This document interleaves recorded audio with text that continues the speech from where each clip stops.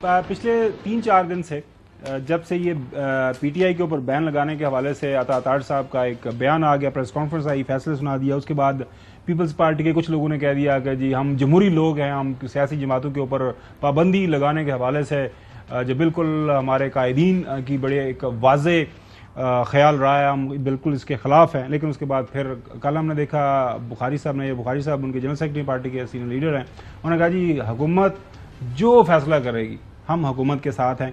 अभी इतलात ये हैं कि प्रेसिडेंसी के अंदर दोनों तरफ से दोनों पार्टीज़ के जो सीनियर लीडरान हैं, ज़ुमा हैं, वो सर जोड़ के बैठे हुए हैं कि इस हवाले से क्या करना है। हमारे डिप्टी ब्यूरो चीफ साहब अज़हर फ़ारूक हमारे साथ मौजूद हैं, उनसे जानते हैं कि ये बात कहाँ तक पहुँची।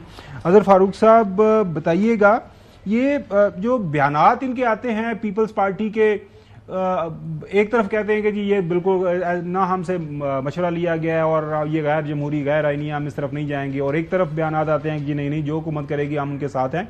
ये पाकिस्तान पीपल्स पार्टी कर क्या रही है और ये मीटिंग में हो क्या रहा है?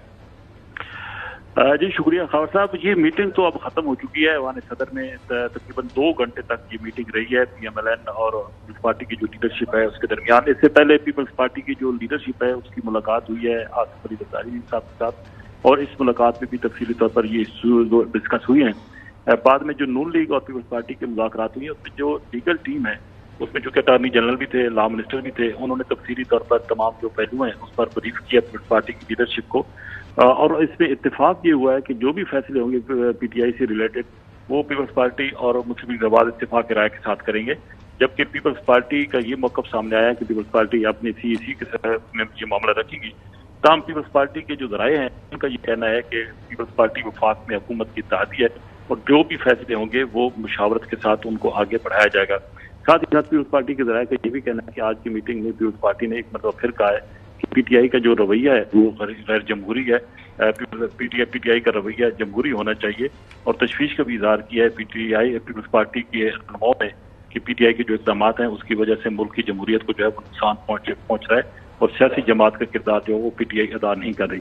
तो इससे बज़ाहिर तो यही लग रहा है कि आज की मुज़ाकरात में पेशरफ्त हुई है और पीपल्स पार्टी जो है बज़ाहिर ऑन बोर्ड जो नून लीग का। अज़हर फ़ारूक साहब, हमें तो कल खबर मिली थी कि पीपल्स पार्टी के और तहरीक इंसाफ की आपस में कोई मुज़ाकरात हो रही हैं, कोई आपस में कुछ लोग कुछ दो होने वाला है और हुकूमत फॉर्मेशन के ऊपर बात हो रही है और हुकूमत को भी लीड करना है बिलावल भुट्टो जरदारी ने। तो यहाँ पर तो जो आप बात बता रहे हैं वो तो बिल्कुल गंगा उल्टी बहना शुरू पड़ी है। मेरा नहीं ख्याल कि ऐसी कोई बात होगी कि पीपल्स पार्टी और PTI के दरमियान कोई ऐसी बातचीत हो रही है या मुज़ाकरात हो रहे हैं, क्योंकि PTI जो है वो किसी सूरत भी PTI के साथ पीपल्स पार्टी के साथ नहीं बैठी। बिल्कुल, इस पे एक राय है। अज़हर फ़ारूक साहब बहुत शुक्रिया। चौधरी गुलाम हुसैन साहब की गलत का सामना है, लास्ट मिनट है, आप बता दीजिएगा क्योंकि कल आपने इस हवाले से बात की थी, तो आपको लग रहा है कि ये इस सब के बावजूद जो है कोई PTI और पीपल्स पार्टी के दरमियान कोई ये जो खलीज है ये कम हो सकती है, कोई दूरियां खत्म हो सकती है? वैसे सियासत के अंदर तो कुछ भी मुमकिन हो सकता है।